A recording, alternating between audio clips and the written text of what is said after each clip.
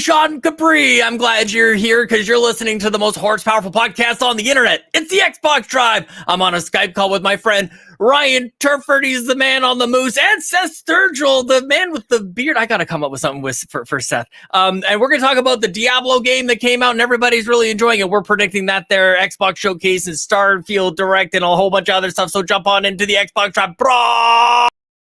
No power greater than X.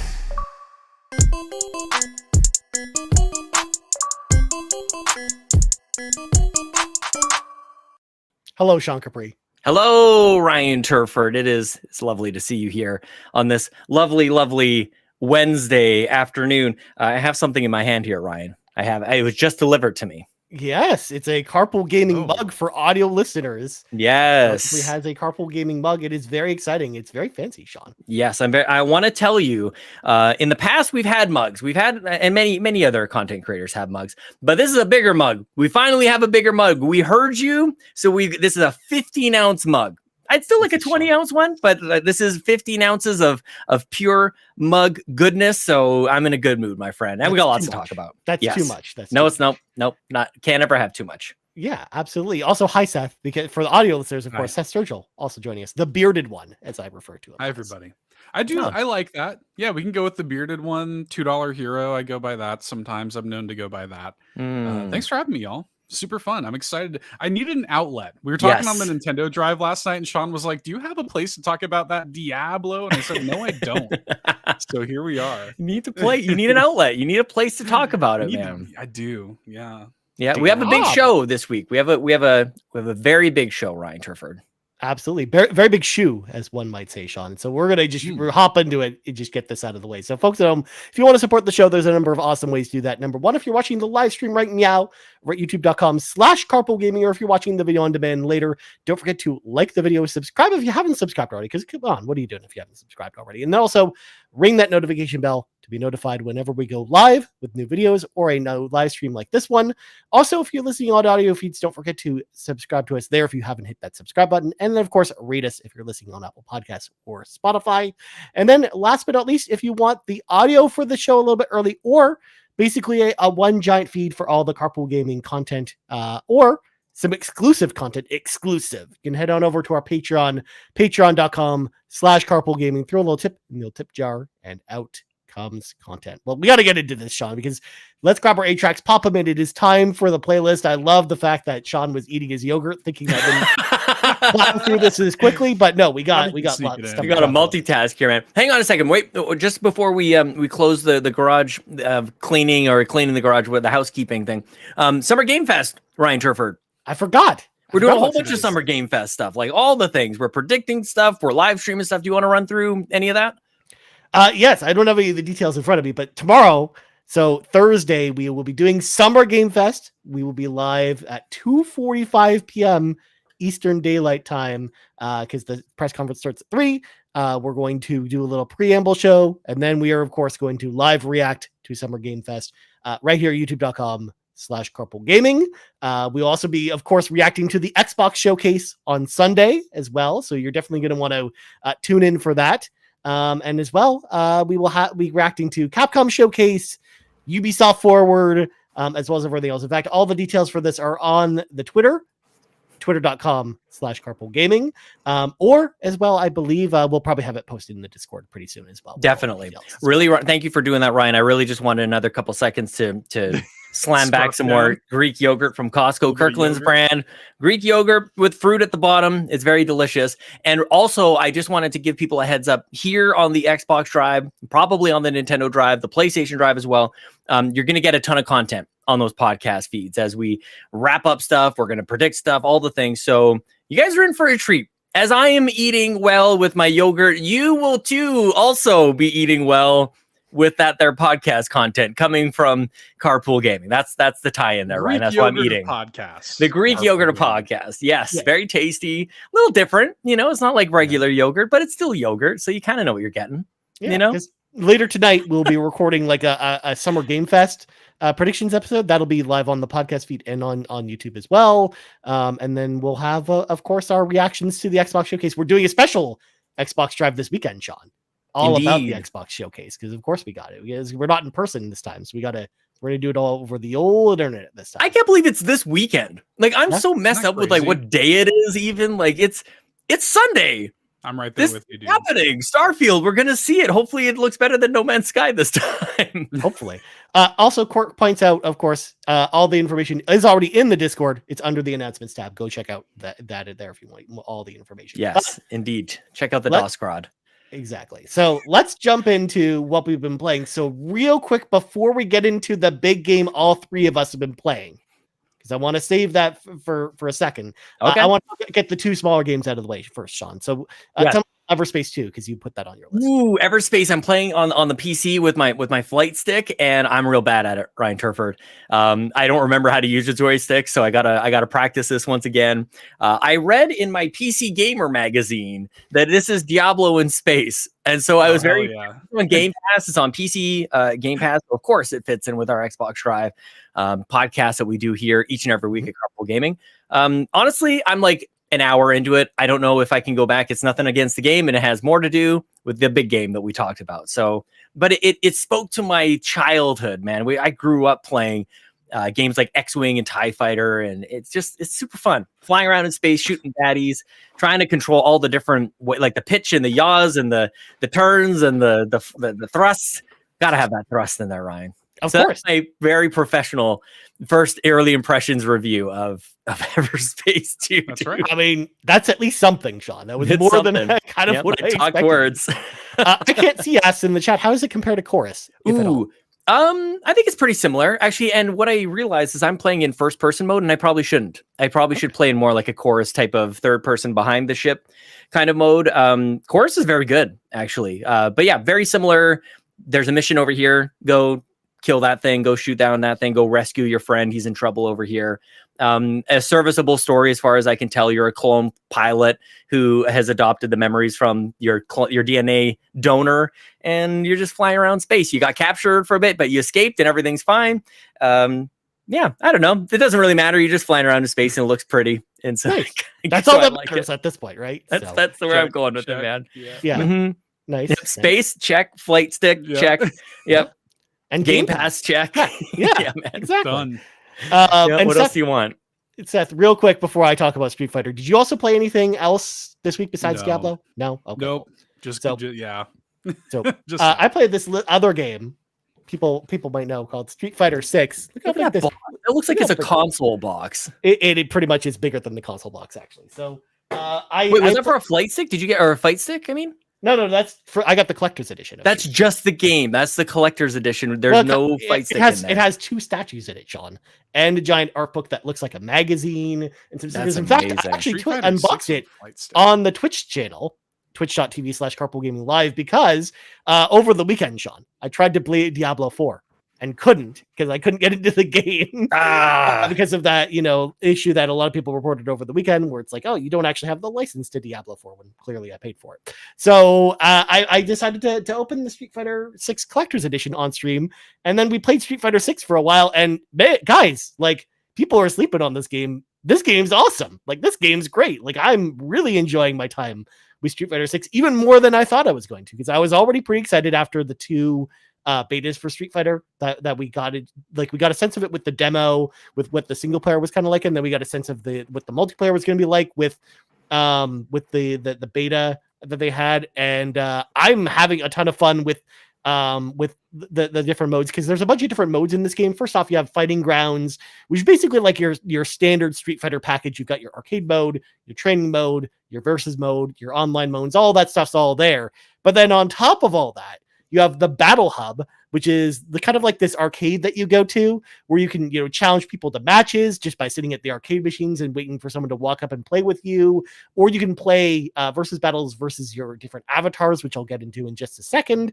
But then you also have old arcade machines in there with old like Capcom games in there. So you've got, Street Fighter 2, the original, Final Fight. You've got a rotating selection of games. Like today I was playing Mega Man, the Power Fighters today, which I'd never played before. That's the Mega Man arcade machine, which you basically select Mega Man or Proto Man or Bass, and then you fight like a rotating cast of enemies, and it plays basically like a one-on-one boss rush mode for Mega Man. But it's super fun. I'd never played it before, but I get to play it through Street Fighter 6, which is just funny to think about. And then the World Tour mode, which is like the big open world single player adventure, which is very similar to something like a Dragon, in both in tone and just the way it plays.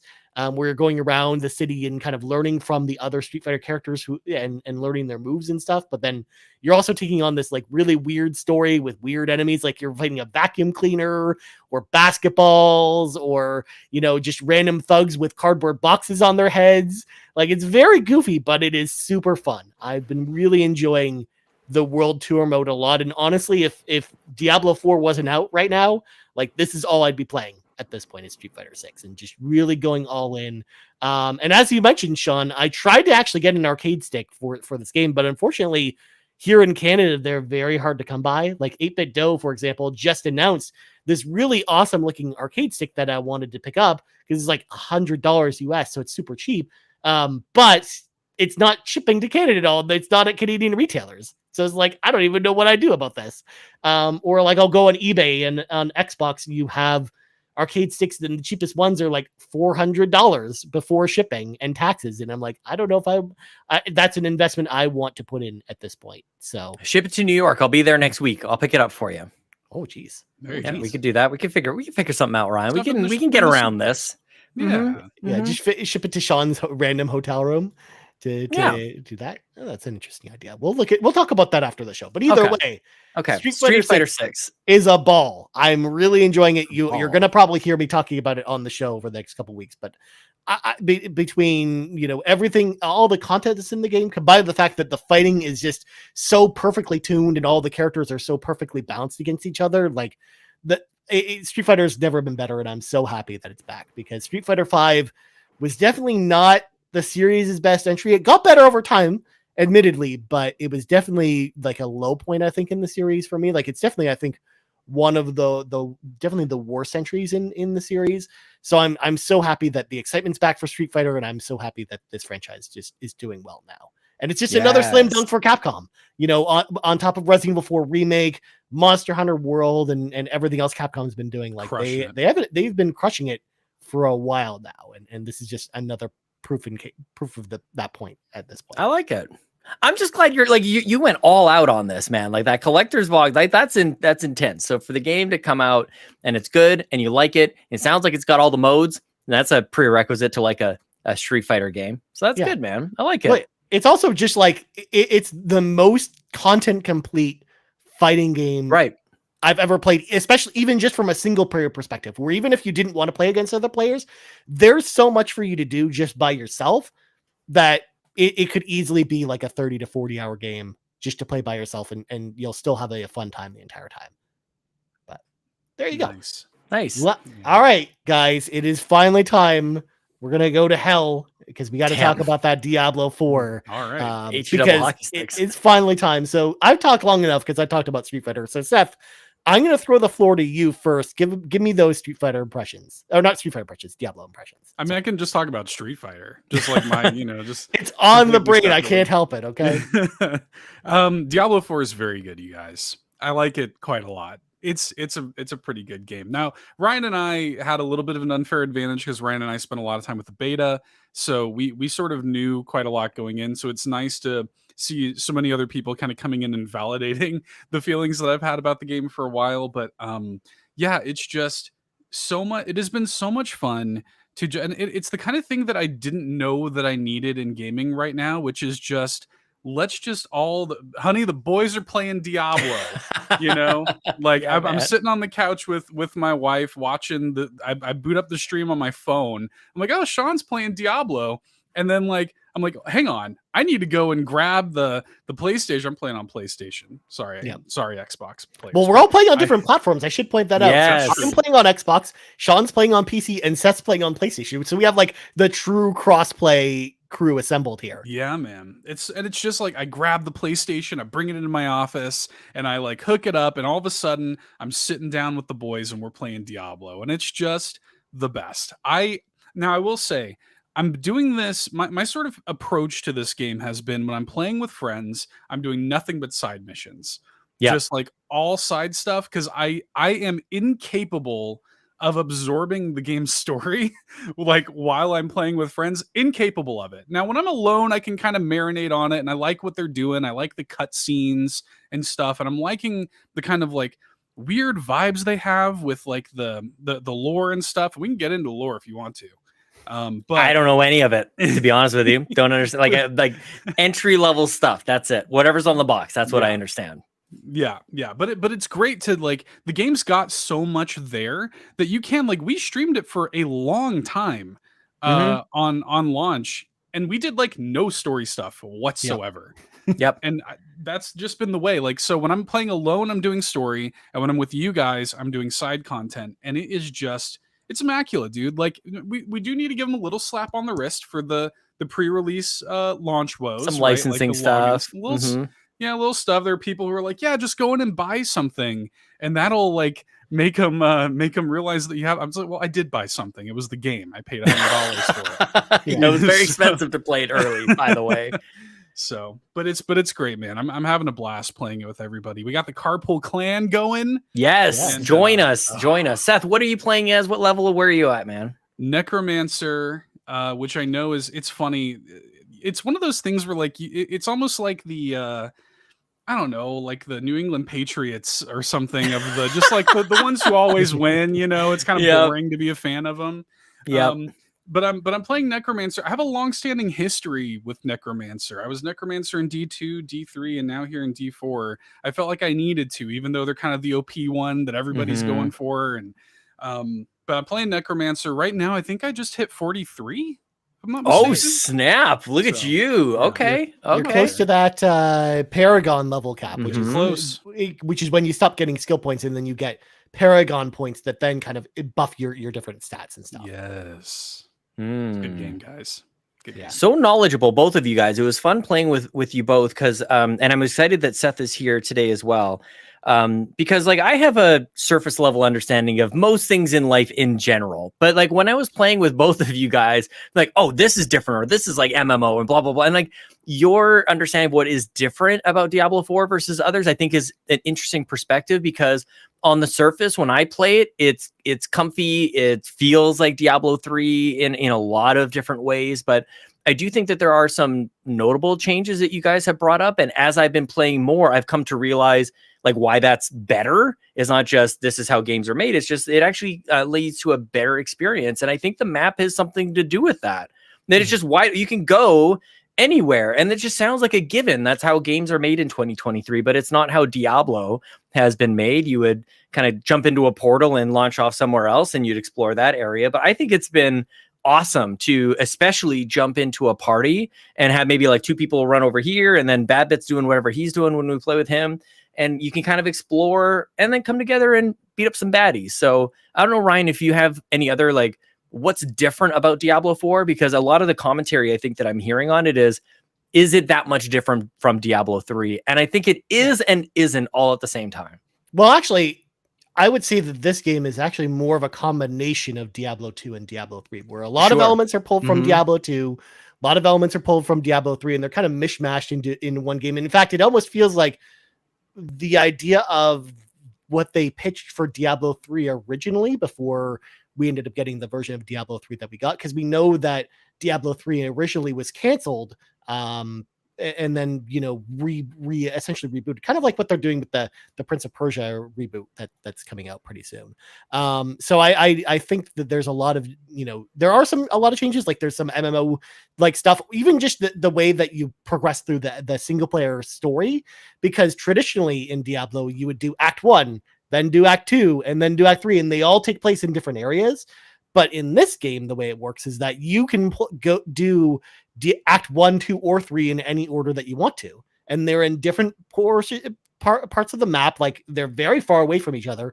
And if you decide to, you can be like, you know what, I'm going to do Act 3 first, just cause. And that's something that's brand new. The idea of just teaming up with just random players on the map is something that's brand new, or just running into random people in town, because everyone kind of plays in this like shared space together. So it almost feels like they took all the ideas that they liked from Diablo 2 and 3 and kind of mashed them together with ideas that worked in World of Warcraft, like when you look at the clan system, for example, it's basically just the same as the guild system from World of Warcraft. It, like with the titles of all that you can put for people, like officer, for example, is a title ripped straight from World of Warcraft. The message of the day or the chat, like being able to chat across the clan, all that stuff is ripped straight from World of Warcraft and put into the Diablo franchise. And that's all brand new to this franchise. So yeah, there's a lot of different stuff this time around with Diablo, but more than anything, I think you guys kind of touched on this and they nailed the fun factor more than any of the other Diablo games I think in the past kind of did, like at least with the initial launch, because a lot of those games kind of got there. Like Diablo 3, I think really got there with their first expansion, but it was definitely not like, it didn't have the fun gameplay loop that we know for Diablo 3 when it first came out.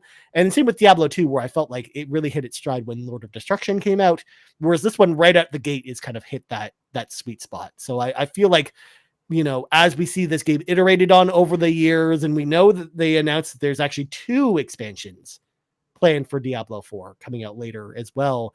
Like I think this game is just going to get better over time, and it's already an incredible game. So yeah, I had a ton of fun playing it. And for, you know, those asking as well, because you asked this question of Seth earlier, Sean, I am level 36 with my sorceress because I started a barbarian, as people know, because I knew we didn't really have anyone in the community playing the barbarian. So I was like, oh, I'll just play the barbarian. Like Kevin was, I think, was maybe one of the only people I know who plays the barbarian. And I played that up until level 32. I was having fun, but I definitely hit a wall with that character, and I just didn't really like the way that I kind of had to respec my character to, you know, get through a lot of the challenges, because I just didn't really like the way it played. So I went back to my sorcerer, which is the character I first started with. So now again, I'm playing that. I'm playing a lightning sorceress as well, just to kind of put things in perspective. And I'm just melting enemies with lightning abilities, and it's so much fun. I love it, man. Well, and when you first get into the game, you might be going, why aren't there more classes? But I feel like the different ways that you can spec out the various classes, like, brings so much variety to this. Like, there's so many different ways to play it. And what I love about even just talking to you guys are the pros of this stuff. You understand that at a totally different level. You see the matrix when you play this game. And I'm like, I like killing skeletons. It's super fun. I'm a druid. I'm level 39, and I turn into a bear, a werebear, and I smack things around. And I've had a lot of fun with that. And I think that maybe one of the things that I would say about this game that I'm not sure has been said too much, I think this applies maybe to Diablo 3 as well, is that it scales very well. Like, I'm a dumb idiot who doesn't understand anything, and I'm having a great time, but it goes so deep that you guys who are seeing the Matrix code, you have something to appreciate there as well. I think that's very difficult for games. And I think games are doing it like generally like worse. They kind of, they hone in on, this is a Dark Souls game and it's only for the hardcore and elite and everything like that, versus something like this that you don't have to be a pro MMO player or action RPG. And I say that to welcome more people in. I remember when Diablo was first a thing back on PC back in the 90s, like, I was very intimidated by Diablo, and I think I see other people intimidated by Diablo 4. There's nothing to be intimidated about. You can totally jump in. It's free. It's wide open. It's not free, but it's very accessible from that front, I would say. Court in the chat says 100%, Sean, I'm bad at games, and this game doesn't make me feel that way. And I'm struggling with Zelda, and I'm jumping in on this. And yeah. No, I think it's a great point, and I think that not only is it hard, I think it's unprecedented. Like, I think they are doing it better than anybody else. I've never seen anything like it. Like, I think it's like on almost like Mario. Mario does this very well as well. Like, it's kind of at that, which is to say, to your point, like, it's unprecedented, very, very difficult to reach that level. It's so hard, man. And so it's really impressive. And it's interesting too, because like one of the things we're sitting here picking out like little differences, but then you hear other people saying like, well, this feels the same as past Diablo games to me. I think the reason for that is because it all just makes sense. Like, right. It feels like the natural progression for Diablo to go. Like, if you're going to make a Diablo 4, they have sort of just made a checklist of like, yes, it should have this and it should have this. Everything just feels cohesive and makes perfect sense. There's nothing in here where I'm like, why is that in here? You know, like, there's nothing in here where I'm like, that makes no sense here. Everything is very on point. And yeah, like, I've heard some dialogue from people who do feel intimidated to jump in, and you shouldn't. I mean, totally. It is very, very welcoming and fun. And yeah, like, and even like scalable, even in another really impressive way, to where you can have fun. We had people jumping in like 20 levels under us Totally. and still holding their own and having fun. And like, because the world scales to their character. Like even though you're playing with other players, if I'm level 5 and you guys are level 40 and we play together, like all the enemies that we fight together are level 5 to me, but they're level 40 for you guys. So it presents like this fun gameplay challenge, no matter who, like what level you're at or where your skill level is at. Like it's just a very fun game to pick up and play with friends, which is just arguably the best way to play, I might say. Yeah. Probably the best, and thank goodness for crossplay. And shout out to the whole, like, for this to land, Ryan, I've been saying to you for weeks, if not months at this point, Diablo is a monster. This is a huge franchise. It's important to gaming. So for it to land and mostly work and ignite an entire community to rally around this, and then you can play together no matter what system you're on. Check. Like that's kind of bare minimum at this point, but they nailed it on all of that front. And by the way, playing with other people not only helps you learn or like kind of get accustomed to it, like you'll learn things from those people because they're further along than you. And I think that's an important element for people to do. The last thing I wanted to say on this, Ryan, is I'm finding that this game is scaling on a timeline for me. So on launch day, we played it for hours and hours and hours, and it never got old. I didn't feel like how long we've been at this. Like I actually lost track of time, but also I jumped in for 20 minutes at a time and had a great time doing that. I'll just rip out one side quest and that's it. And I haven't had that experience with the game in a long time. Like genuinely just go in and play for 20 minutes and feel good about it. I can't even tell you the last time that happened. So that's really important for me, that because my time availability for games is different day to day. Sometimes I have hours, sometimes I have minutes. So, and this seems to do both for me. Very happy. Yeah, this seems like my quote unquote podcast game going forward for at least the next 6 months at this point, where I play if I want to play a game where I just turn my brain off and want to listen to podcasts or music or something else while I'm playing a game, like this will be that game for a while. Like I might not sign into Final Fantasy 14 for a while, you guys, or World of Warcraft. I might just be playing things. I want to touch on two things real quick before we kind of move on from Diablo. So and I do have those are critiques for the game. One being the campaign, where I think the campaign's great, but the downside to playing the campaign is it's tough to play with other people, because if the other people are not on the exact same quest as you, they get no progress, they get no rewards and whatnot. So it's just like, that's part of the reason why we're mostly playing side quests when we're playing with other people. Is it's just, if you want to play the main campaign, if you want to play the main story, I wish there was a way they could do that better, because you're kind of forced to kind of play that by yourself. Because Sean and I, we tried to play the campaign together, and noticed like halfway through that Sean wasn't getting anything about it, and it wasn't progressing his own campaign. If you say so, I wouldn't even known that we were trying to do that. So I don't know, man, I'm just along for the ride. but I mean, like I would have like way outpaced you as far as experience and rewards, because you get rewards and experience from doing those quests, is what I'm trying to say. Yeah, the side quests definitely help. Like we've watched people level up so quickly when they're with us and they're at a lower level. Bring them along on those side quests and they'll do fine. So yeah, good point. Yeah. So there's that, and then my only other critique I want to throw in there is that I almost wish that this wasn't an online only game. I understand why they went that route, but because it's an online only game, for one, that's part of the reason why there were times where even though we owned the game, we couldn't play it because there was no offline mode for us to jump into. But number two, you can't really pause the game at all. So you get up and have to go do something. Like I know I saw lots of people commenting about that, who are parents, for example. They had to go, take care of their kid, and they came back and their character was logged out. So they lost a bunch of progress, because if you're in the middle of a story mission, as an example, and you get disconnected, it usually starts you at the beginning of that story mission, which is sometimes you're losing, 20 or 30 minutes of progress. Or even worse, we actually got this story it came out last night, where the Diablo account officially congratulated the first person to hit level 100 hardcore, which is basically you play through the whole game without dying, which of course the first 100 people who get that achievement will then have their names engraved on a statue of Lilith at Blizzard headquarters. But like 2 hours later, they were still playing the game to get some more loot for their character. They got disconnected from the game, and when they came back, they found out their character died and they have to start over. No way. Yeah. Oh, that is heartbreaking. Wow. So they didn't die because they because of player skill or because of the environment. They died because of a connection. disconnect, and that's so, which is why like I usually actually like to do the hardcore run, because it really causes me to go into like a very methodical mode when playing the game, and I play the game differently when playing hardcore.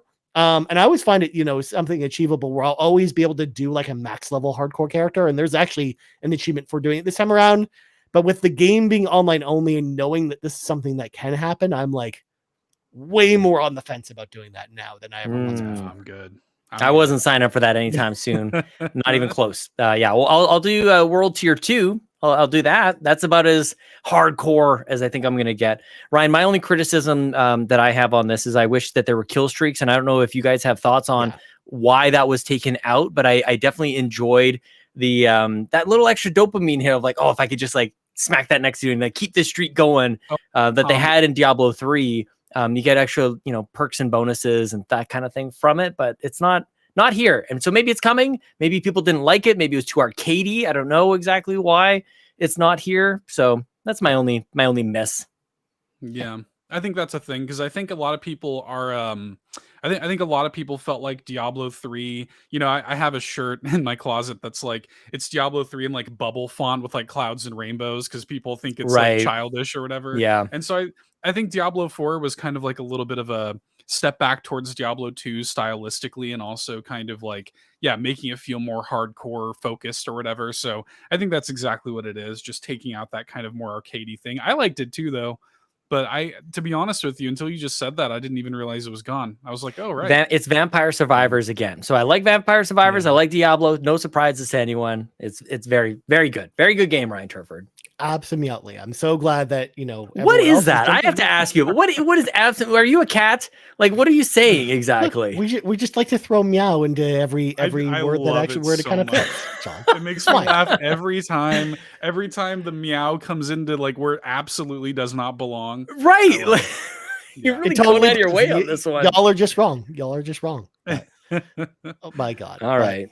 So that's enough about Diablo 4. Oh, wait. One more thing. I'm so sorry. Twitch.tv/Carpool Gaming Live. Court Lalonde, our very own Court Lalonde, has taken up streaming and has been doing a great job of it, streaming directly from his PlayStation. He chats with people in the Discord or on the PlayStation Network. It's been very cool. So, like, we're not just like playing this in the dark corners and whatnot.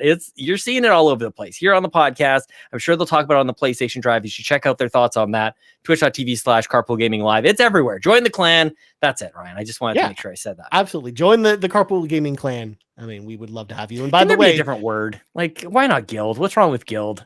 Look, it's Diablo, okay, Sean?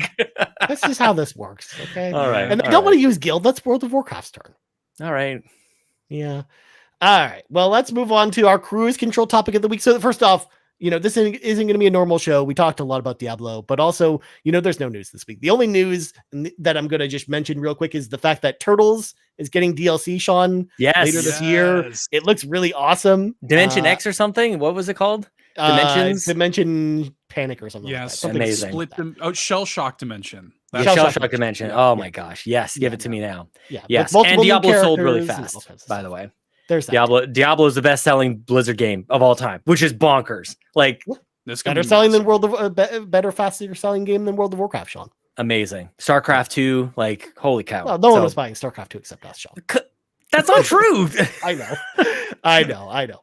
All right, let's get into our annual Xbox Showcase predictions, where the three of us will come up with 5 bold Xbox predictions. And of course, one of those predictions will be about the one more thing, which we'll all save for last. But we're gonna do our odds game that we did last year, Sean. Where, yes. We will assign odds to this. So the crazier the prediction, the more points you will receive if you do get it. And then next week when we do the show, when we reconvene for next week's show, Sean, we will add up the points, tally them up, man. I love the way that we kind of were talking about it off air, and the way you explained it to Seth was perfect. Like, we will be judging your predictions. Okay. This is in our never ending quest to be just a little bit different. will be the Greek yogurt of podcasts, just a little bit different. We're not just going to throw things out there. We've got to put stakes on here. And by putting our predictions out there and having Ryan and Seth judge mine, and they assign the points. They don't matter, of course. We make it all up. The points don't matter. It's whose line is it anyways.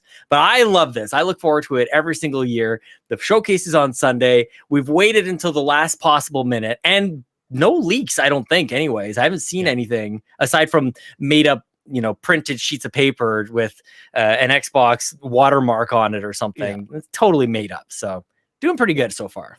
Yeah, I think so. Anyways, which is something that we usually can't say about a lot of these presentations. In fact, nothing's really leaked about Summer Game Fest either, and that's tomorrow. That's tomorrow. Which is crazy to think about. Although, and also just to point out as well, for context, this will be predictions specifically about the Xbox showcase. We will not be doing predictions for Summer Game Fest here. So if one of these announcements happens at Summer Game Fest, you get 0 points for it. Damn, that is harsh, dude. This is the Hardcore. Xbox showcase Look at prediction. Seth's face, like Seth was not aware of this. We have our own I'm Summer good. Game Fest prediction show later tonight. So that's the People will reason. probably be listening to it maybe right after this, maybe right before this. Who knows? We'll see. Right? Who knows? Maybe they'll listen to it right meow, Sean. But all right, The cat. Oh my gosh. let's get into this. So, Seth, since you are our esteemed guest, All right. I will give you the selection of would you like to go first, second, or third? That will decide who goes Ooh. first. Okay. I'll go first. Okay, first. yes, nice one. All right, bold, Seth. All bold. right. All right, let's hear your So- first prediction.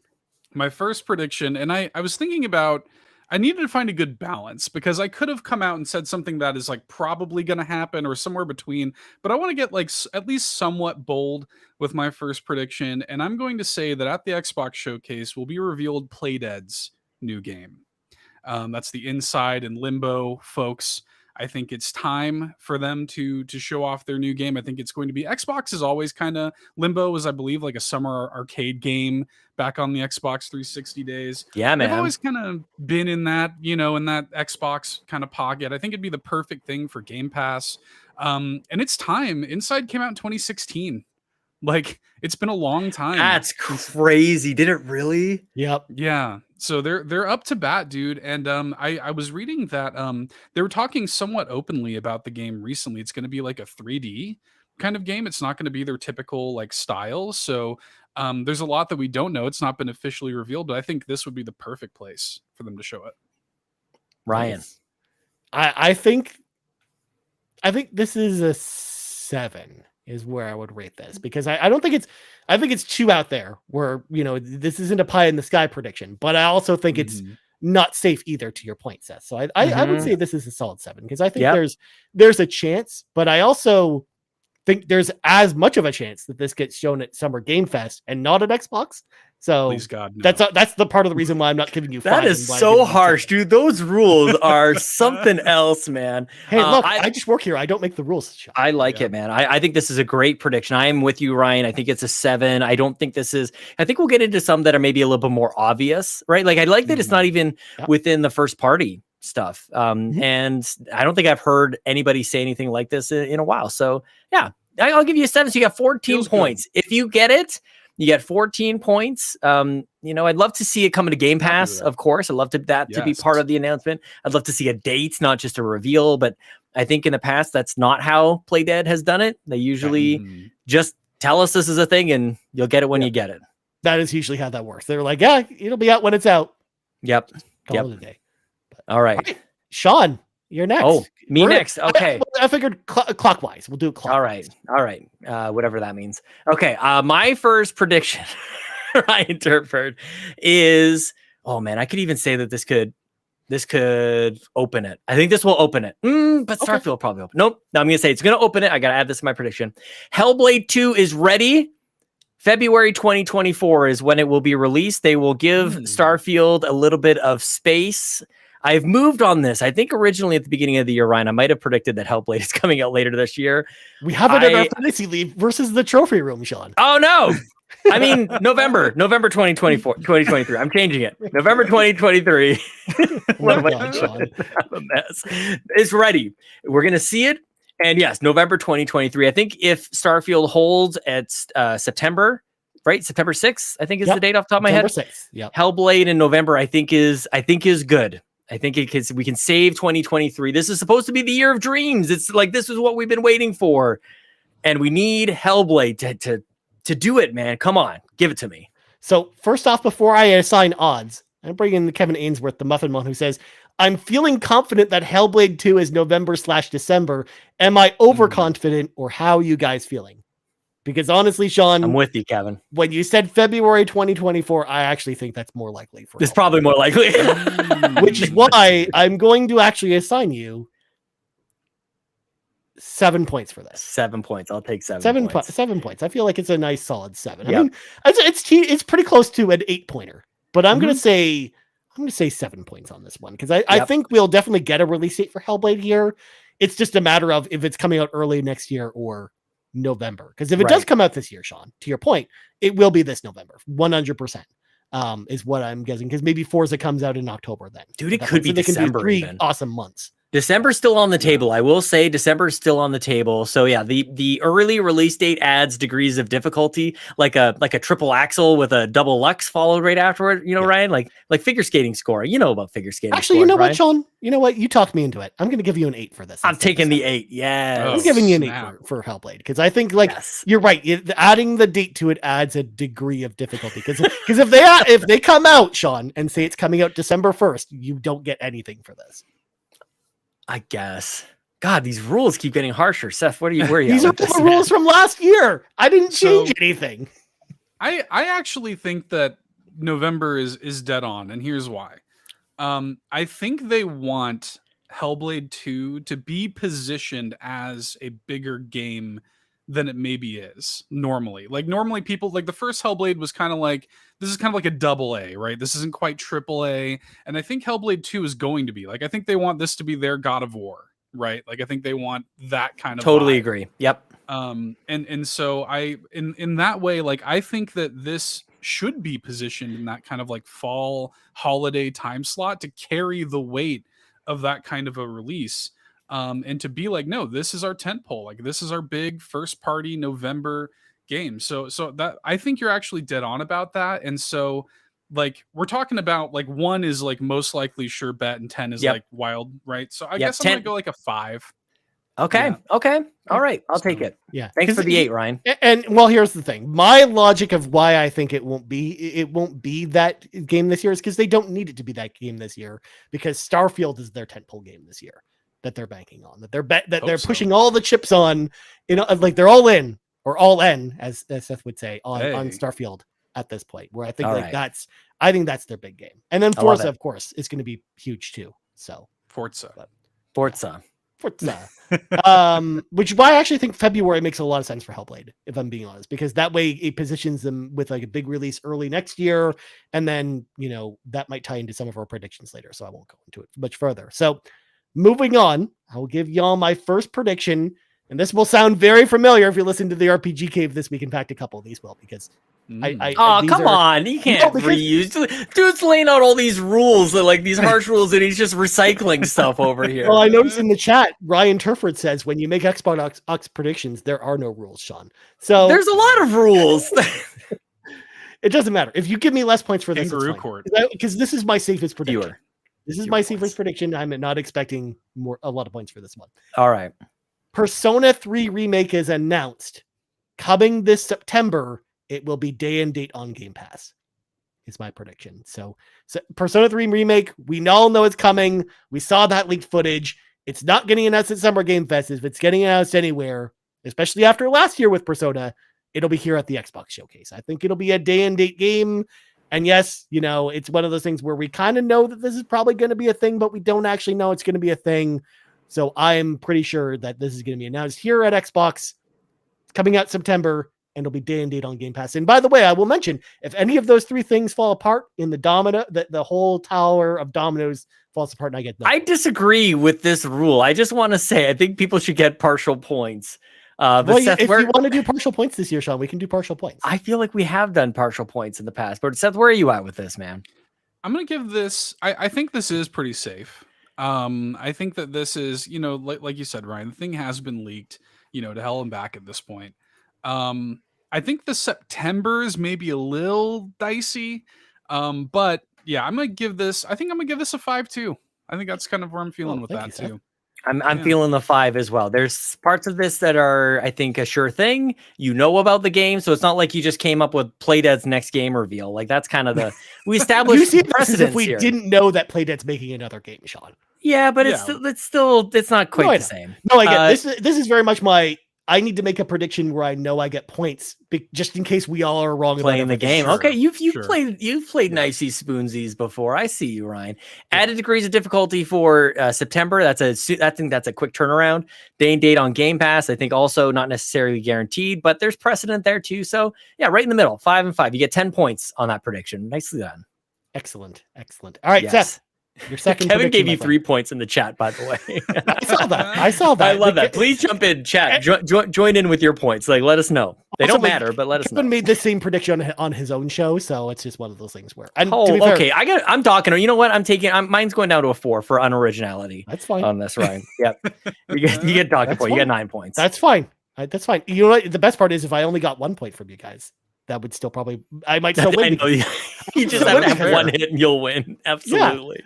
All right, none of these things happen. Absolutely. Even stop. I can't. I love that it's catching on. It's spreading, Sean. You can't. All right, Seth. Well, Sean's bowled over. What's your next prediction, man? Okay, I'm gonna go. This is a big one, and this one is one that I think is on a lot of people's minds for this showcase. I think Fable's here, and I think that we get a vague 2024 date for Fable at the end of a trailer that may or may not have. I'm not going to commit to it being like a gameplay demo. I think it'll be like an in-engine trailer though, with a vague 2024 date. However, a Fable collection is coming this holiday. Ooh, that's my prediction.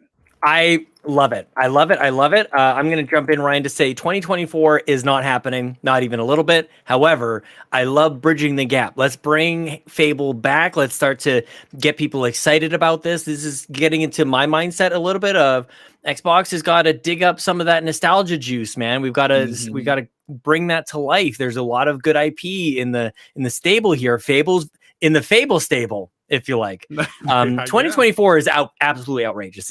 There's no way. So you're getting points for that because it's very unlikely. But a Fable collection, I think, would be great. I'd love to see Xbox do this. I think that we saw even Capcom has done this, and who's the other one who just did this as well?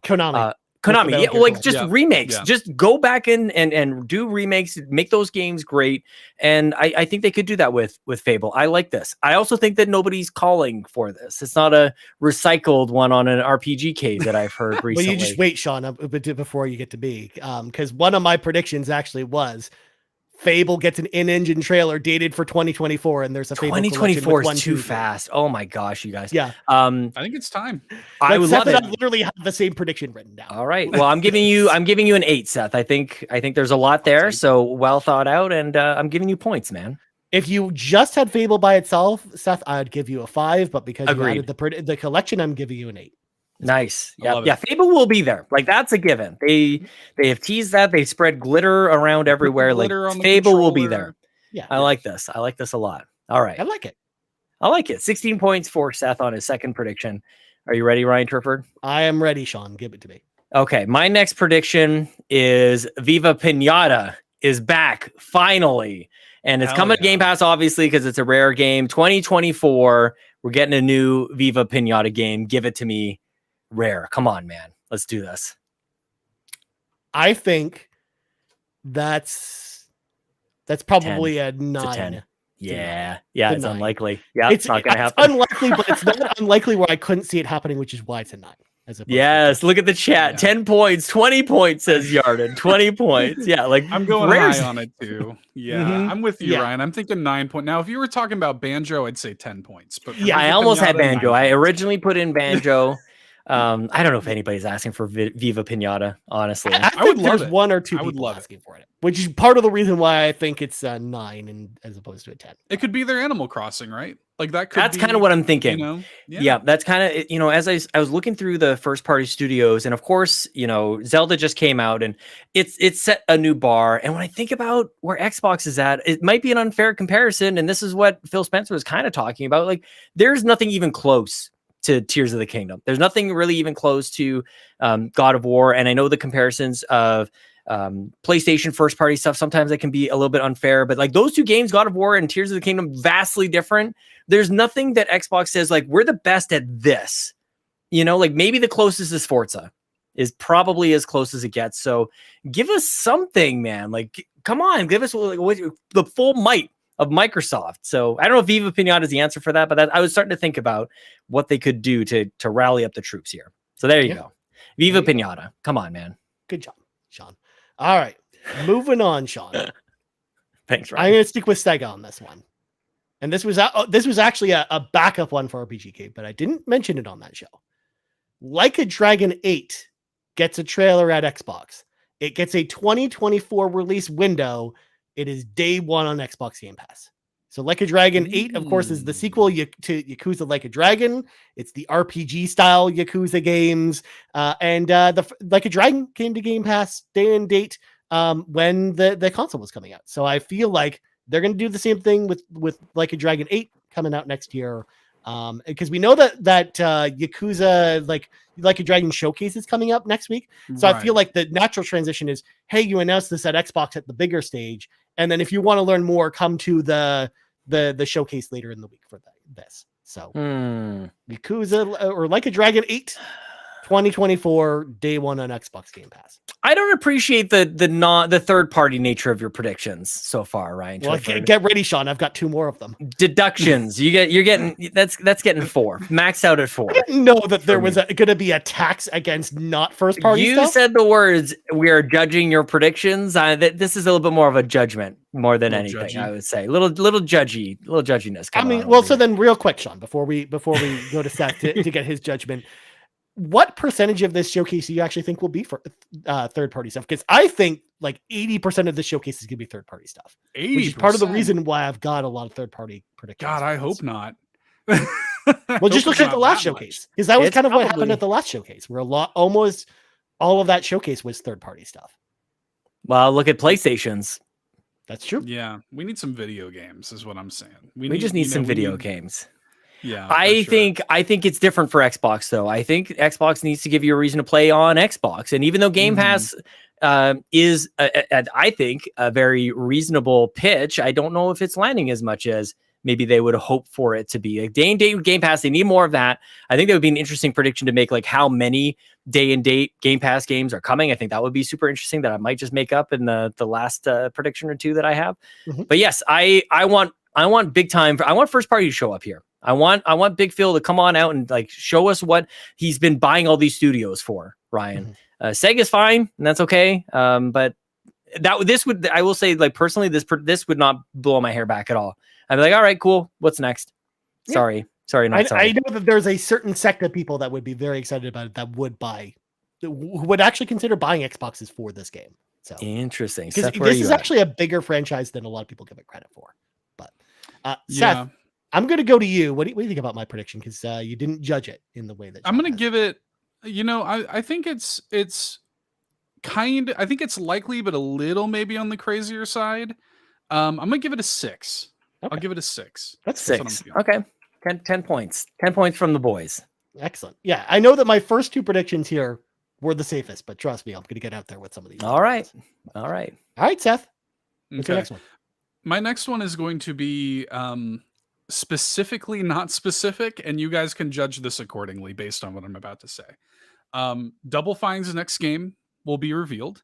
It will be either a Psychonauts spin-off / expansion, like that kind of thing, like a not a Psychonauts 3, like a Psychonauts kind of like sub game, or Brutal Legend 2, like their next major thing. So, Ryan, I think this is unlikely. I don't think they're doing sequels. I think they're doing crazy stuff. I may or may not have things to say about Double Fine later in the show that might also be on that same line of logic, Sean. Interesting. Which Interesting. is why, Seth, I'm going to give you a 9 for that because there's Yep. no way that's Hell yeah. happening. That's not happening. Yeah, I agree. I think I'm an 8 because Psychonauts is still a known quantity, but I don't think that's what they've picked up Double Fine for. I think I agree. Double Fine's next game probably will be there, but I want to see just something crazy. Brutal Legend would be cool because Jack Black is very hip right commodity. now. Very hot. Yeah. And probably hotter than the Brutal Legend days. And he was a pretty big deal back then too. So I am very much looking forward to it. I'm right there with you, Ryan. I will give it an 8. I'll give it an 8 because I do think Double Fine, it needs to be there. Absolutely. Yeah. And I mean, and it's only a 10 because I could definitely, in my mind's eye, I could definitely see that being something they're doing. And a 10 is something that I would only reserve for like, there's no way in hell that's happening. So yes. Well, I think that could be like a fan servicey move. Like if they, it could even be the one like that kind of a big thing. Like if it's Brutal Legend 2 is a fan move, you know, like that's something that people will be excited about. I feel. But I think they need to, there's a lot of sensitivity around games that existed on other platforms that will become exclusive on Xbox, and I think that they need to avoid that. Honestly, I do think that they need to have Double Fine, who I think is maybe more capable than any of the studios they have, to come up with something brand new without having to upset people who played Brutal Legend 1 on PlayStation and now it's only available on Xbox. Like I think that might be part of the calculus there. Yeah, didn't stop them from Psychonauts 2. Well, that was because they already announced that before the show, before Xbox acquired them. That's true. All right, Sean, what's your next one? I don't know what I should go with here, Ryan Turford. I think I'm gonna go. This is a 10. You guys better give me a 10. Final Fantasy VII Remake is coming to Xbox. It's finally happening, Ryan. We're gonna get it. And I could add to Game Pass.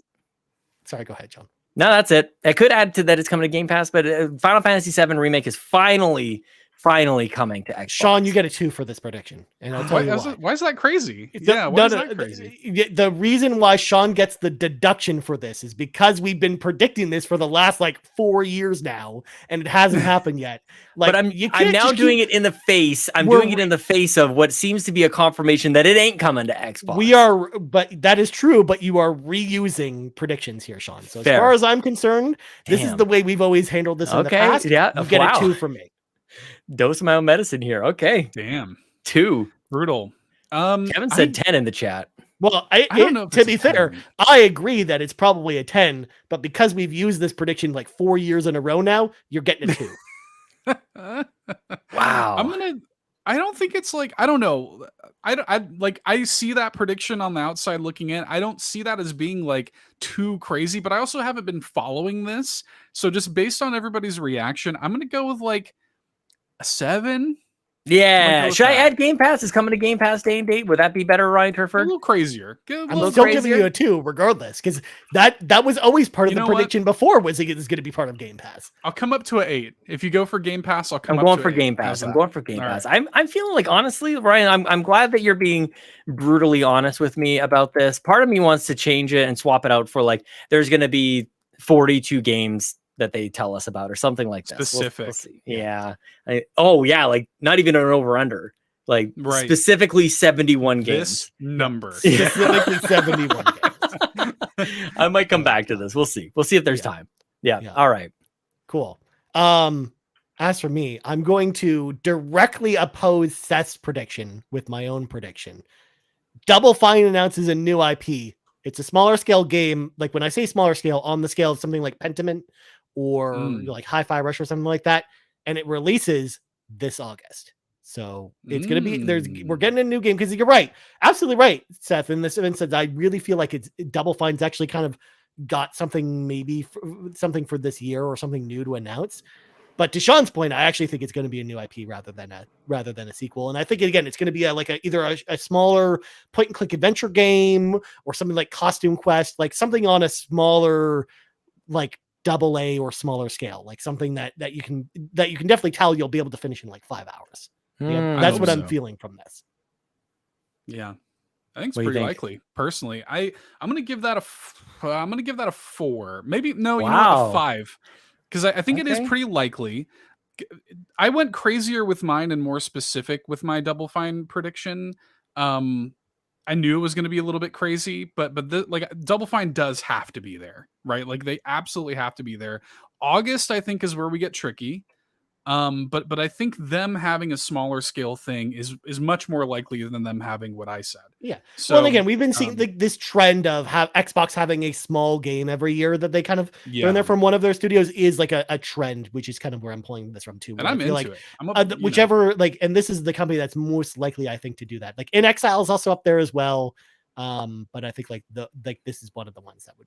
Meowst likely even. Yes, not necessary. Nope, you could skip that one. You could have passed by that one. I'm gonna give it a 5. I'm giving it an 8. I think this is as unlikely as Seth's. I do think a new IP is there.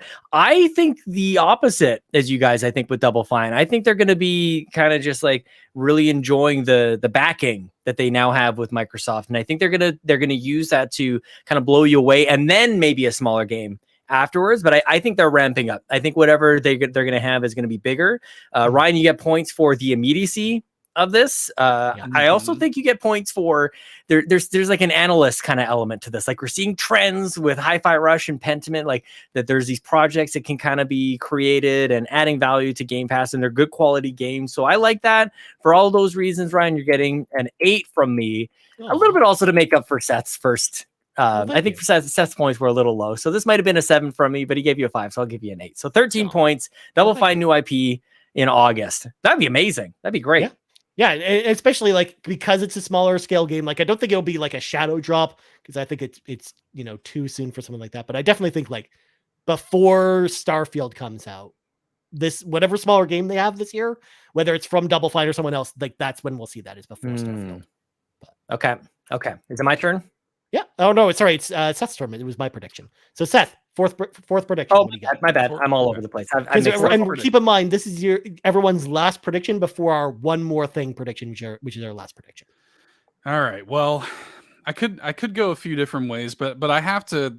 This is probably my 10, but I'm just gonna go for it. All right, do it. This is me we're talking about here. My second favorite game of all time is Jet Set Radio Future. I'm a massive Jet Set Radio fan. There's been like that leaked same time as Persona 3 was leaked. They leaked like some Jet Set Radio something. We don't know if it's like a remake of the first game. Jet Set Radio will be at this presentation. It will be either the remake or like a re-release of one of them. Something Jet Set Radio. It's coming back. It will be here. That's my prediction. No date, no nothing. Just Jet Set Radio's back. Please be excited.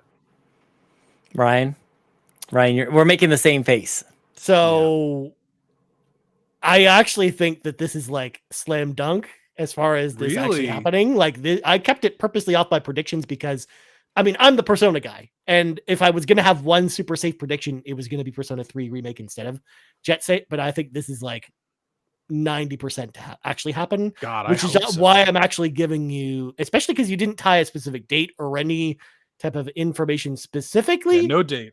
I'm giving you a 4 on this one. Right. That's what I'm doing. And actually Kevin kind of says the same thing. He's like, I mean, the only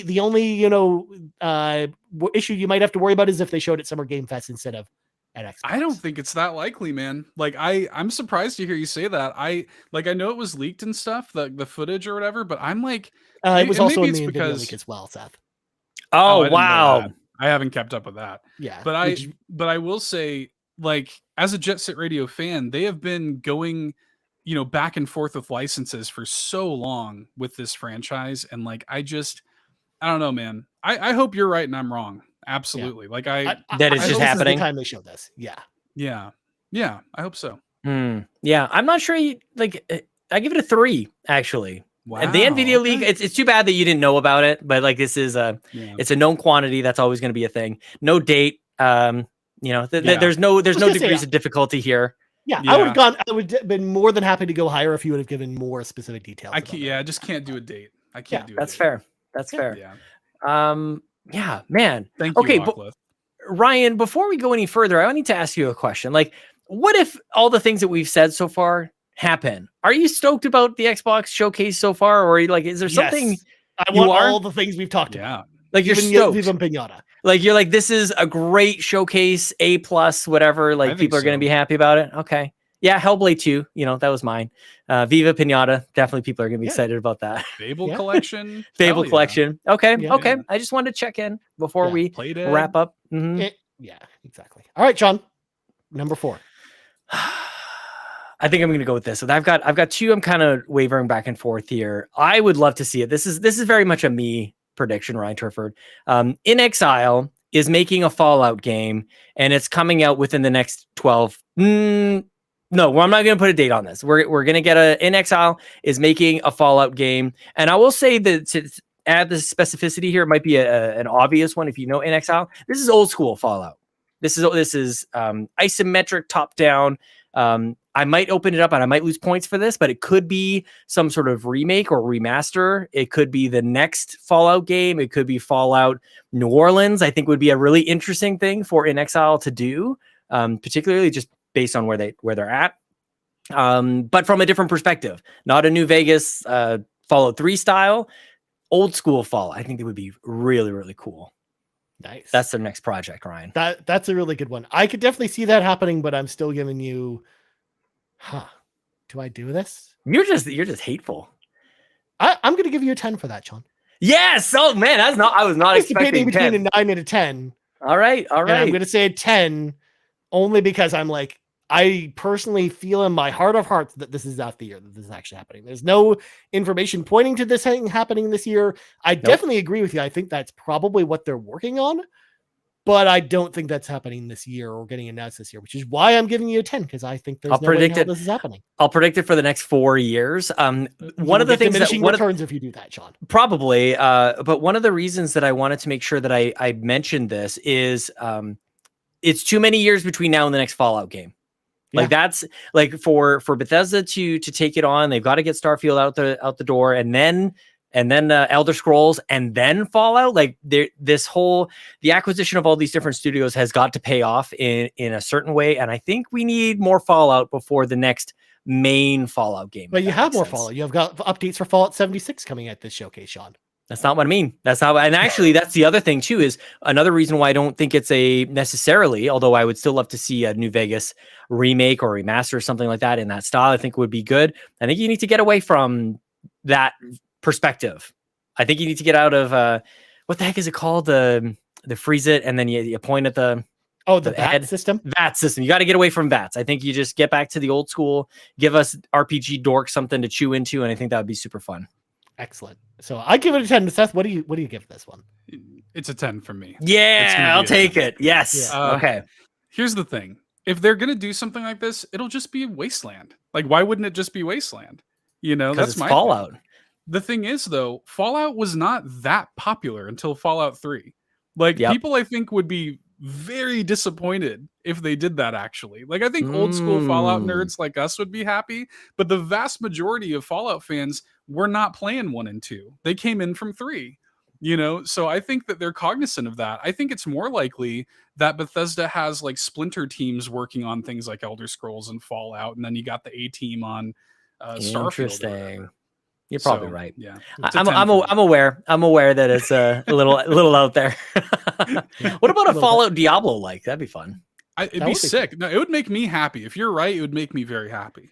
Also, Sean, they did that. They did a Fallout Diablo. Like it's called Fallout Brotherhood of Steel, and it came out a long time ago. Is that what that is? I've always seen that title. I didn't know that that's what that was. Yeah, it's an old game, but it was very much in that era where everyone was trying to do a Diablo game. Like, It came out around the same time as Baldur's Gate: Dark Alliance did. It's on original Xbox, I think. This is why you're here, Ryan.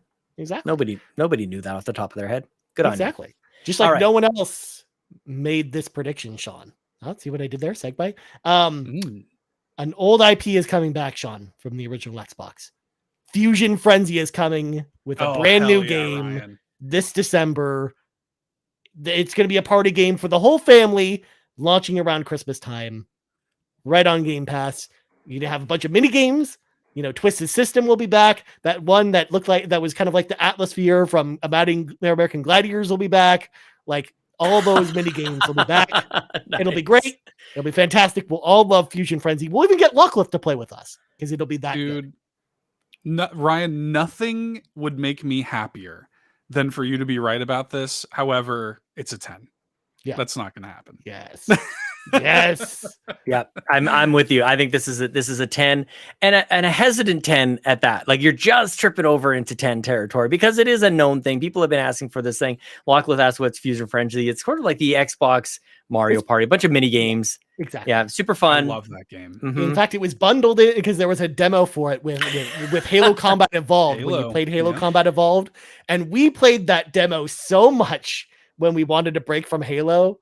Oh my god, we had so much fun with Fusion Frenzy. Like that was a great game, and they did Fusion Frenzy 2 on 360. So they did do a sequel to it, but it's been a very, very long time since that game came out. And I think if we're trying to go in more of that family friendly space, like Sean's idea with Viva Pinata, then I think the other game you could do that with is Fusion Frenzy. I think. And Kevin in the chat rightfully points out that for me, I say Hellblade 2 for November. Ryan says Fusion Frenzy is the holiday game. Like, of course you do. Well, again, no, it's not. I don't even think that's Xbox's big holiday game that they do as the push. It's a game that releases around Christmas time to get a stocking stuffer over there with your family. Yeah, exactly. Like I think that's the idea behind it. Just like everybody's 1-2 Switch, Sean. It's like the holiday game releasing in the middle of the year. Xbox has got to compete with everybody who 1-2 Switch. I mean, there's no doubt that whatever Fusion Frenzy 3 would end up being, it would be miles better than everybody 1-2 If you Switch. Come for the king, you better not miss. Absolutely. All right, Seth. Last prediction again. These are the one more thing predictions. So what this prediction has to be what Xbox's one more thing will be. Okay. This is where I'm going to go with, and I had a couple things I was kind of thinking about here. But I think the one more thing is the next big, like a teaser trailer for the next big Gears of War game. You took mine. For 2024, Gears 6, I guess it would be for 2024. The next big, release in the Gears of War series. That's where I'm going. John? Well, it was going to be one of mine, so I don't know. I'm torn on it, even though that I was already thinking that, because I feel like the Coalition is really thinking about this. I think they're really taking their time on it. I also feel like they were working on something else. They first. So that's the thing. Yeah. So they were working on a smaller game that they said was going to release before Gears 6, and that apparently got canceled earlier this year. Yeah. Yeah, I think Gears 6 might still be. I think 2024 is very unlikely. I don't think that that's a thing. But I also wouldn't mind seeing Xbox show us a little bit more of the roadmap here. I think that's important for us to understand, although maybe some people might argue that that's been too much and nothing has been delivered so far. I would love for Gears to be here, but I don't think it's ready. And I feel like Aaron Greenberg might have laid too much shade for this to be possible because there's not going to be gameplay ready for this game yet. Yeah. So this would have to be a CG trailer. So I think this is unlikely. I think this might be a 10 for me, actually. If Gears is there, I think you get a 10 on this one. Yeah. Believe it or not, I'm actually in the same boat as Sean. I think it's a 10 because I think baby. Gears 6 is 2025 at the earliest at this point. And I don't think that they I think, to be clear, I think they say 2024, vague 2024, and it gets pushed to 2025 at some point. So, I don't know. I really feel like there's a bunch of games on the docket that will come out first, and I don't think they're all releasing next year. And I think that's part of the plan. That's part of the reason why I don't think they either need to or that they're going to bank on Gears 6 until 2025 probably. So gotta leave them hyped, baby. Which is why you're getting straight 10s. Yeah, I think you're getting 10s. Yeah, baby. Ryan, can you go? Because I got to come up with another last thing. So, Sean, this will surprise no one. I'm not giving up on the Ghost. The one more thing is Quake. It's an in-engine. Oh, wow. Trailer. It's dated for 2024. Hell yeah. In fact, I'll be more specific, Sean, than that. Scratch that. It's dated for March 2024. Oh, snap. Okay. So you're balancing things out for me because this is recycled. We've done this before. We've been around the block on this. Extra degree of difficulty. I think it's actually happening this time because it's about time id Software announces a game. It's been so long since Doom Eternal, Sean. It's time. It's time for id Software to come back. Yeah, I'm with Kevin in the chat says 9 for him, and I would agree, but it is recycled even with the added degree of difficulty. I'm going 7. I'm going with the 7, which is kind of maxed out for it being because also recycled. you have to understand too. There's also the extra difficulty as well because I'm saying it's the one more thing. So I'm good actually point. expecting a deduction. Of Okay, points if I'll give you 8. I'll give you an 8 then. You're right. That this is because if it shows up somewhere else, no points. This is absolutely. Okay. I know what I'm getting myself into. Okay. Yeah, no, I respect it. I like your verve there. I'm gonna go a 9. I'm gonna go a 9. I like the specificity of it. So yeah. Damn it. Okay. And to Court's question in the chat, I think Trent Reznor returns to do the soundtrack. That's not part of my prediction, but I think that happens. Oh, that would be amazing, actually. Yes. Holy cow. I don't know, man. I feel like I used up. Like I feel like in Exile, making a Fallout game might be a one more thing, but that's not. It's not action oriented enough. And we could be wrong too, because in theory, Starfield could end up being the one more thing to then segue into the Starfield show. Direct. That's a good call. I had one other prediction that I swapped out that I don't think is a one more thing. I don't think this is big enough. But I want to predict a Marcus Phoenix collection, but I don't think that's a one more thing. I've messed up my ordering, Ryan. I'm really mad about this. I'm not gonna lie. But I'll throw it in there. I'll still have some bragging rights to say that I said Marcus Phoenix collection is coming. It'll be a 2024. This is a 2024 game, Ryan. Now, Sean, Marcus Phoenix collection would be a prediction I would normally give you 7 points for. Mm-hmm. But because you violated the rules and the sanctity of our prediction show, you get 3 points deducted. I'm giving you a 4 for this one. Okay, well, I have to come up with something else. No, you don't need to come up with something else if you're fine with 4 points, Sean. I'm good with 4 points. Yeah, I feel like that's fair, Sean. I feel like I'm being fair here. I'll give you a 7 on that one, Sean. Give me a 7. Thank you. I feel like I don't even, honestly, I'm like, I don't even know if I want that as the one more thing. A Banjo reboot would be much better, actually. That's never happening. You can do that. I'm just gonna. Who cares? It doesn't matter, man. Yeah, if you want to do that, if you want to take the Banjo reboot, Sean, then that's fine. I will give you 10 points for that. No, I'll keep the Marcus Phoenix collection. It doesn't matter. So who cares? Yeah. Well, there you go. Right. There you go. Those are all our predictions. So we'll see who's right and who's wrong this weekend, this Sunday at the Xbox Drive Showcase. Of course, yes. Call it that. Check it out this weekend. But we got a couple listener inquiries, Sean, if I may. Sean, bring them into the show. I'm bummed. I'm not gonna lie. I'm not stoked by these predictions. I don't know if this was, and maybe I'm just tired. I don't know. Maybe I'm in a mood. But if I look at this, and I don't know. I expect something amazing. I don't know. I know some of these are pretty amazing. They're pretty good. I don't know, dude. Good. Yeah. I know. Let me know what you guys think. If all these were there, Sean, it'd be a pretty good show. But I agree. All right. So Nugget Chaka asks, how many games will be announced and shadow dropped during the Xbox showcase? And what are you hoping to see from the Starfield showcase? I hope we get some awesome dialogue options with which Bethesda RPGs are known for. So first off, do we think any games get shadow dropped? Because I personally don't think there will be any. I think there will be. I think there'll be at least one. I think one. I'll go one. Okay. Yeah. One shadow drop game. Yeah. Seth? Yeah, I'm with you. I think we'll get I think people like a shadow drop. Who doesn't like a shadow drop? You know? That's true. Yeah. So then real talk then, is the shadow drop game Hollow Knight Silksong? Hell no. No, that's not coming. no, 2024. But the trophy I don't even know if that game will show up. Trophy room versus the Xbox Drive League. Of course. I think it's this year, but I don't think it's a shadow drop. Yeah, I don't. Yeah. Later at best. Was the first part of the question how many games are going to be shown, Ryan? How many shadow games were going to be shadow dropped? Is that it? Because I almost wonder if we should each take our stab at the number of games. Actually, no, hold on. He says how many games will be announced. So actually, you're correct. I misread that. So how many games are shown? We'll go around the horn, Ryan. 30. Just on the dot. 30. 30. Okay. Let me type this in here. Seth, what do you think? 30 games, says Ryan. I liked that 42 number we threw out earlier. I'll go with that. Okay. And is it Price is Right rules, like closest without going over kind of thing, or you got to nail it?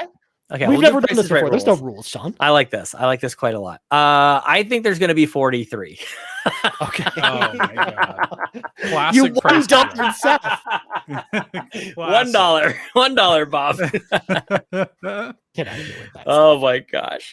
Oh yeah. And as far as what we're hoping to see at the Starfield showcase, just honestly, I just want to see that the game runs at a stable frame rate.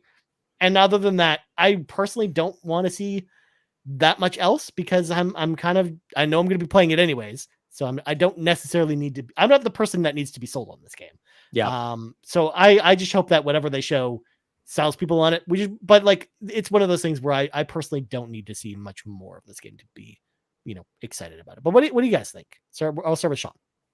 I need to be blown away. My expectations and my needs are high. I will say I'm high maintenance on this one, Ryan. I was underwhelmed by the original gameplay, so they actually have to reverse that. Like I'm excited by exploring space. I'm excited by these types of games coming from this developer. I think that's all good.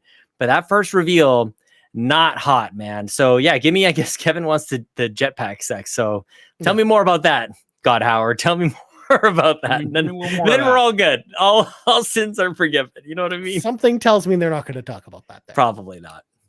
What about you, Seth? Yeah, Seth. I've been pretty disenfranchised with Bethesda for a while, if I'm being honest. And I haven't really been that excited for Starfield. I've been whelmed on Starfield. I'm kind of, I don't know, man. Like, I think that other people at this point make better Bethesda style games than Bethesda does. So like they used to be in a league of their own and we used to just kind of accept the Bethesda BS, the bugs and all of that stuff because they were the only ones doing it. Well, there's more kids in the playground now. You know what I mean? And that's kind of where I'm at with this. And so I need to see something that show me something different. Show me like why I should be excited. Show me the polish. Show me like what has taken this long. You know, I want to be excited about it. I want to see some color too, for God's sake. Like some color, like, because I think there's a non-zero chance. This wasn't in my predictions, but like you could be showing something like the Outer Worlds 2 or Avowed or something like that. That's kind of in this same similar vein. That would get me more excited. Yep, I should have done that. Should have done Avowed or something like that. You if they show something like the Outer Worlds 2 and it just looks, visually more exciting than Starfield, I don't think it's a good look. Yeah, Yeah. So high hopes, man. High hopes for Starfield, Ryan. I hope so. Yeah. Neat. All right. Last question of the week comes to us from Hoppel. And Seth, this is probably more of a Sean and I question, but I'll ask for you anyways. What are the best Canadian snacks and drinks for the Xbox show on the 11th? So I'm sure I don't know. I was going to say, I don't know how many Canadian snacks you really know, Seth, if I'm being honest. Canadian snack. I always get confused with, like, I sometimes I'm unaware of what's only available here. Ryan. That's true. Sure. It's tough. Like there's a brand of chocolate that only we can get here, and I don't remember what it is. I don't know if you know. Is it Cadbury's? Is it Nestle? Like one of those is only here. You got both of those? I don't know. The Oreos are better here. I will say that. Oreos they taste better.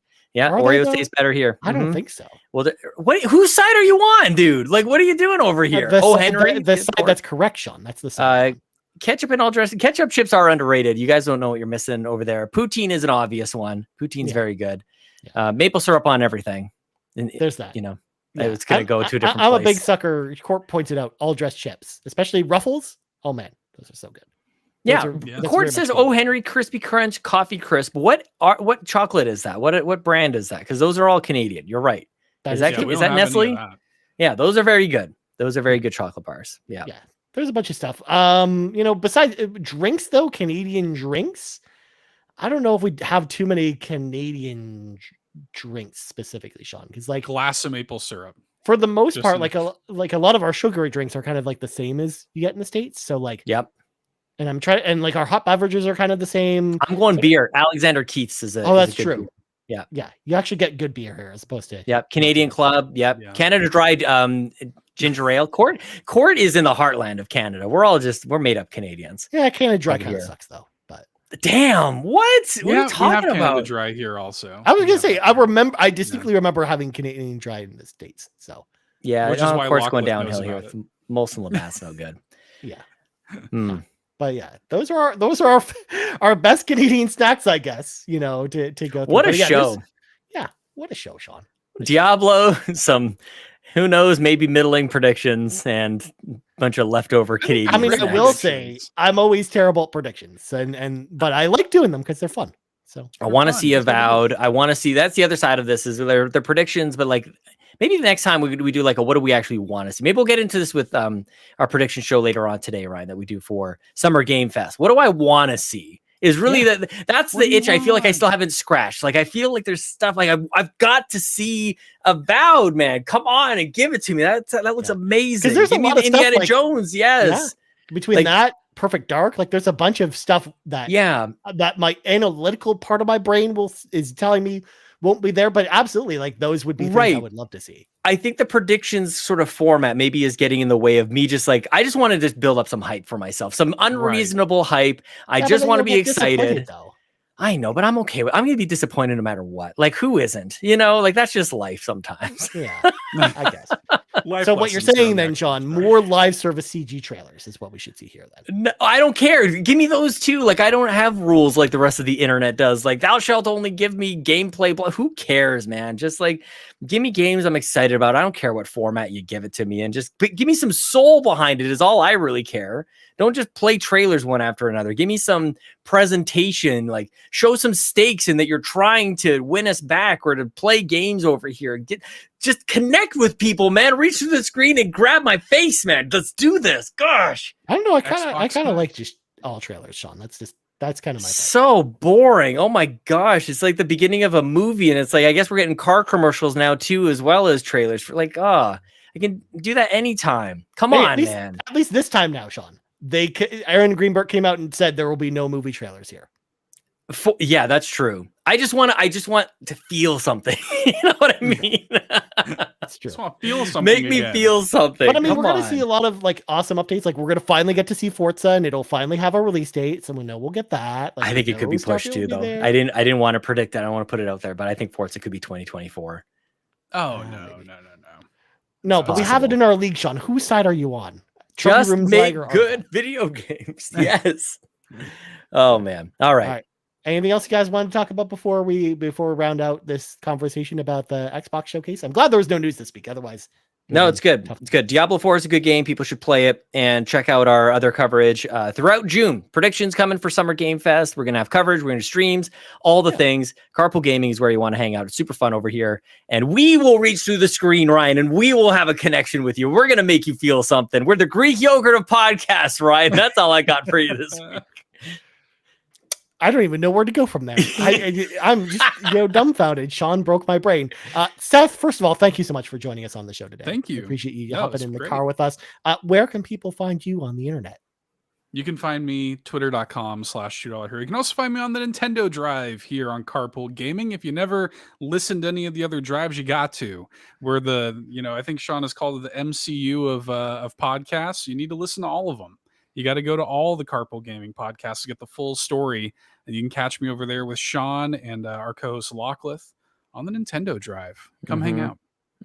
Nice. And Sean, where can people find you? I thought Seth said Mugatu, which reminds me that Zoolander is an excellent movie. Find me on Twitter at Sean Capri, Sean like Connery, Capri like the pants, or in the dairy aisle at your local Costco. Pick it up, Greek yogurt with fruit at the bottom. Kirkland brand, of course. I think there's like 100 calories in each of these servings, Ryan Turford. It's good to see you, my friend. I had a lot of fun today.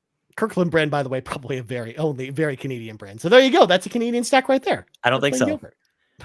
I don't know. They have Costco in the States. Well, you never know. As for me, you can find me on the Twitters at the Ryan Turfords. You can also find us on Twitter at Carpool Gaming, youtube.com/Carpool Gaming. Of course, podcast services around the globe. So for Seth Sturgill and Sean Capri, I'm Ryan Turford. This has been episode 294 of the Xbox Drive. Only 6 more episodes before episode 300, Sean. And we're out. Bye. Please leave comments in the chat. You guys, let me know what is it going to take for Xbox to reach through the screen and grab you by the face, grab you by the nostril hairs, give you a little bit of a yank, give you a little tug on the ear, give you a little tug on your eyelashes, grab you by the hair, smack you upside the backside, and go, we want you to play games. Bye. See you next week. Bye. Bye. No power greater than X.